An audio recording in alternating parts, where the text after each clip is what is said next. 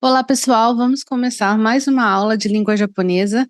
Nessa aula aqui, nós vamos falar sobre uma forma verbal que vai ser muito parecida em sua construção com a forma verbal que nós vimos anteriormente, a forma T.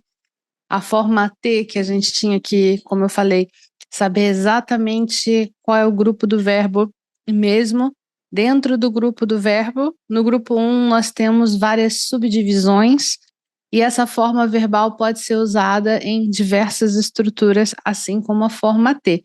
Nós estamos falando aqui dos verbos na forma tá.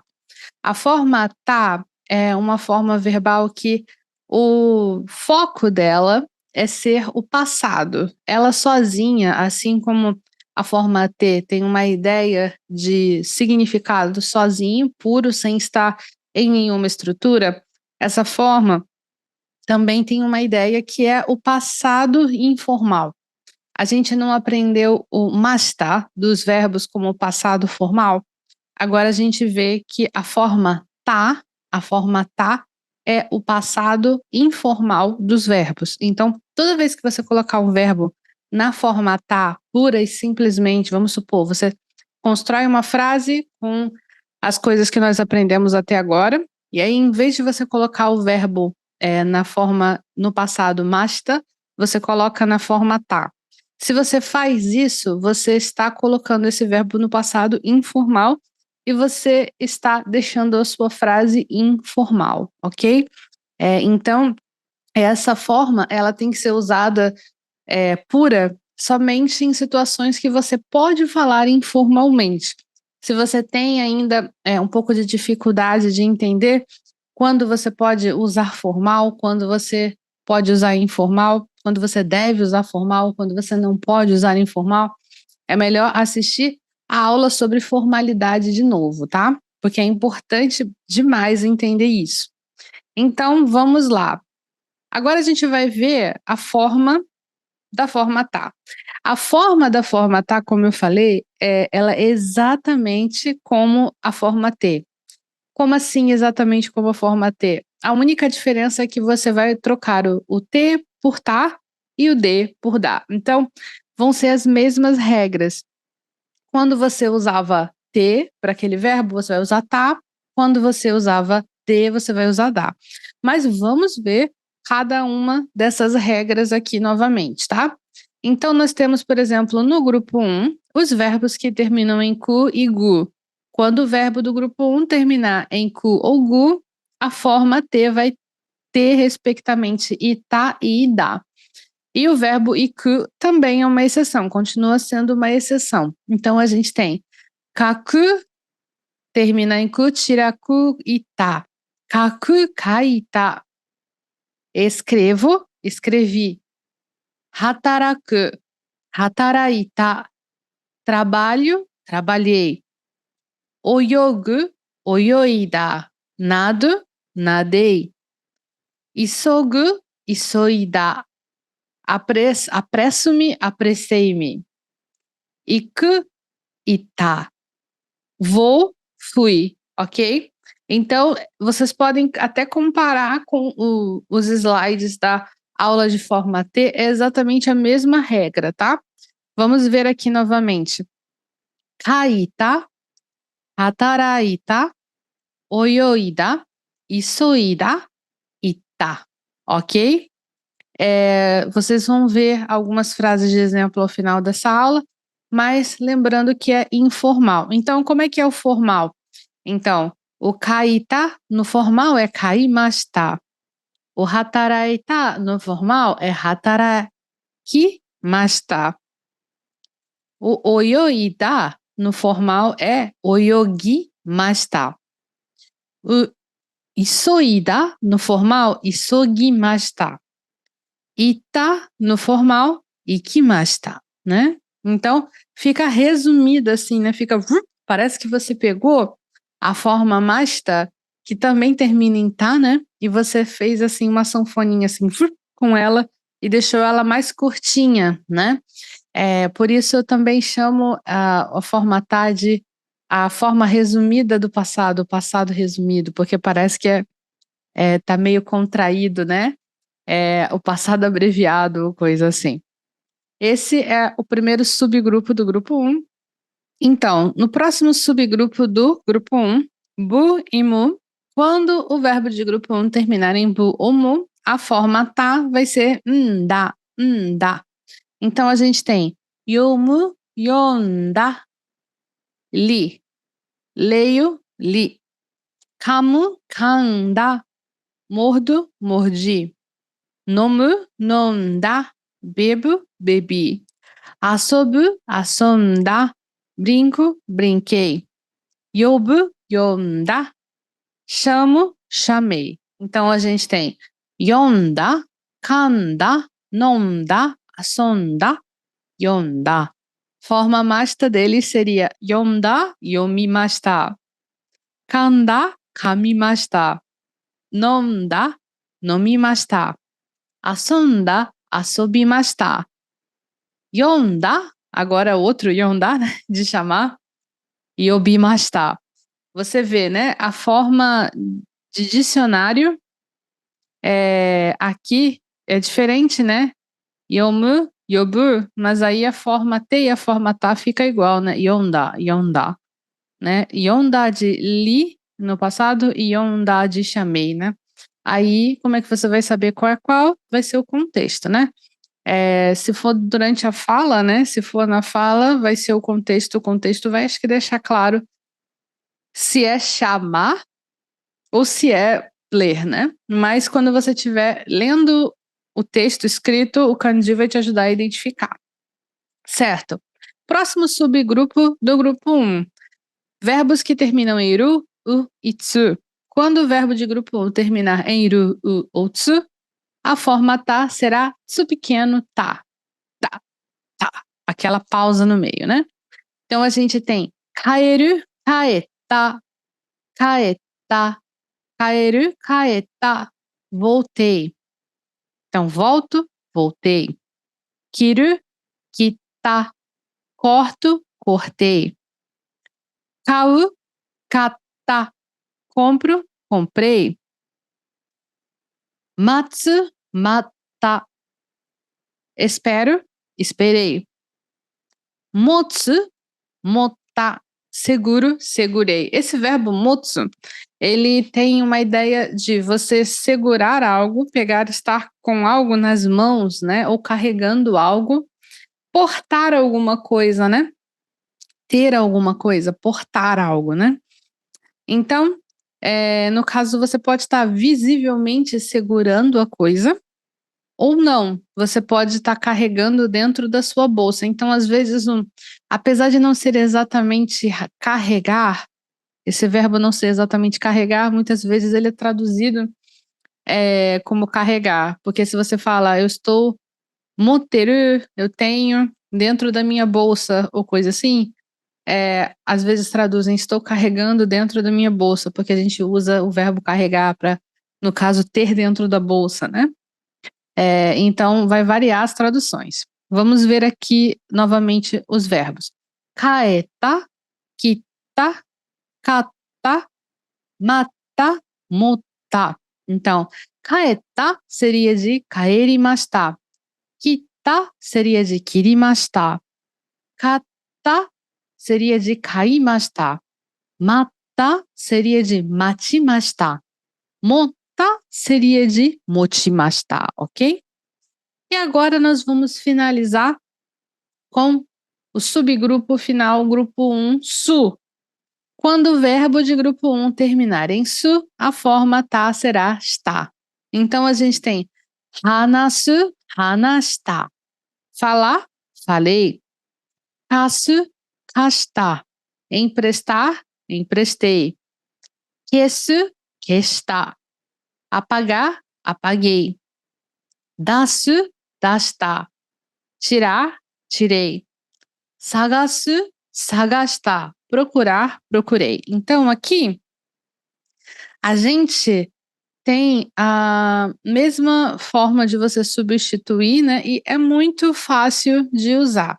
É só você trocar o que tá, a última letra pelo que tá marcado de cor diferente aqui, que vai ser fácil de você entender como funciona, né, o verbo. Vamos ler novamente.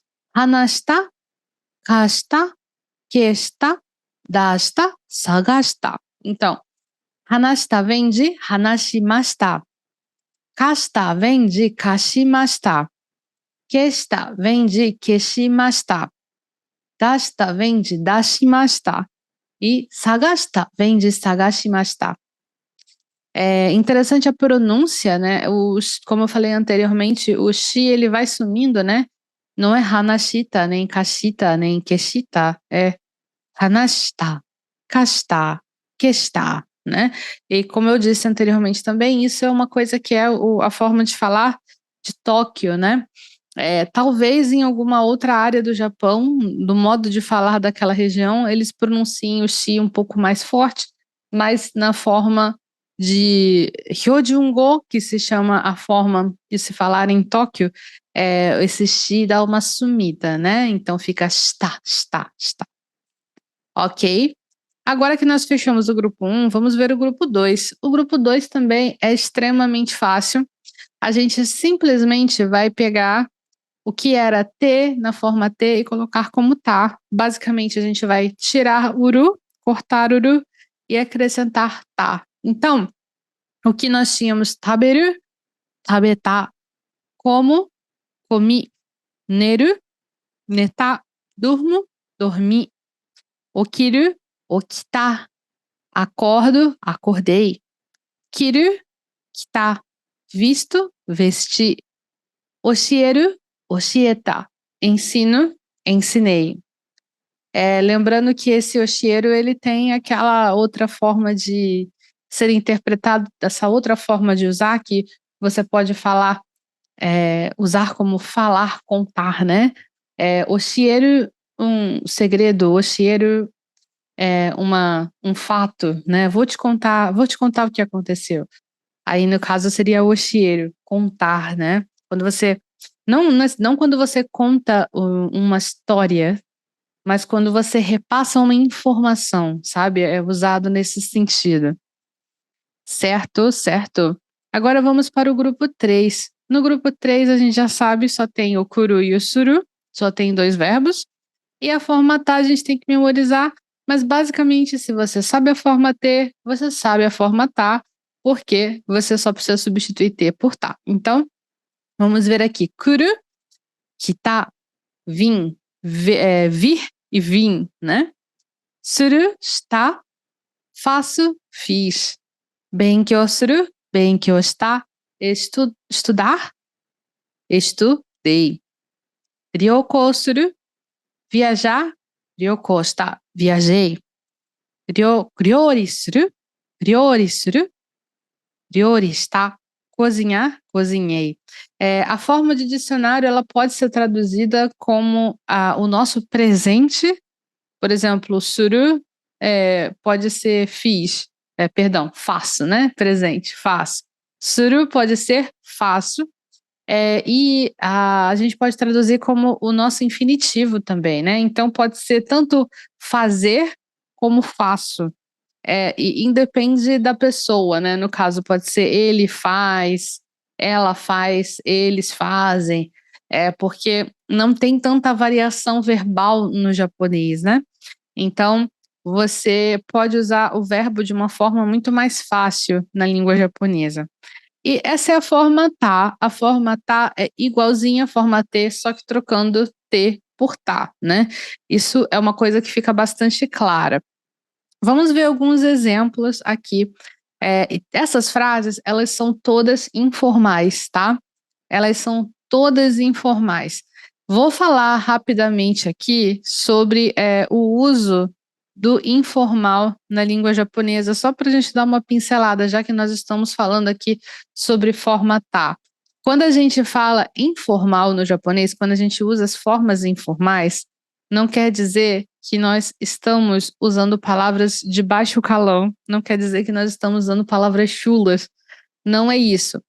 O informal no japonês, ele digamos assim, é como se fosse o normal. É o normal. Ele é desprovido de formalidade, mas quando a gente usa a palavra informal, eu acho que a palavra informal é muito forte. É muito forte no português. Ah, isso é informal. Quer dizer que é um pouco aquém do que deveria ser no quesito formalidade, mas a gente tem uma imagem, eu imagino que a maioria das pessoas tem uma imagem de quando você fala informal, quer dizer que é de nível inferior do que a gente esperaria que fosse, né. E não necessariamente é esse o caso. O informal no japonês, ele inclusive é chamado de futsuke, que é a forma normal, a forma comum, ou seja, é a forma desprovida de formalidade. Então, o que acontece? Eu uso essa forma quando eu não preciso de cerimônias, eu não preciso tratar as pessoas de uma forma diferente, eu posso tratar elas como igual a mim, né, ou eu posso tratar elas como alguém que eu não preciso me preocupar. Eu não necessariamente precisa ser igual a mim, pode até ser uma pessoa mais velha que eu, mas, eu não preciso me preocupar com tratar essa pessoa com algum tipo de cerimônia, eu não preciso ficar assim cheia de dedos com a pessoa, né, como a gente fala. Então, não quer dizer que é uma palavra feia, o informal. Significa apenas que você pode ficar relaxado, você pode ficar normal com a pessoa, isso é o informal. E o formal, aí ele coloca a formalidade para mostrar gratidão, para mostrar preocupação. Isso se faz com pessoas específicas, por exemplo, com clientes, isso se faz com, professores, pessoas com quem você tem alguma conexão, mas você deve algum respeito por questão de posição social, certo? Vamos ver aqui as frases de exemplo. Kono eiga wa mou mita yo. Kono eiga wa mou mita yo. Já vi este filme. Aqui nós temos kono eiga, este filme, mo, já, e mita. Mita seria mimashita, é a forma tá do mir, do ver, né?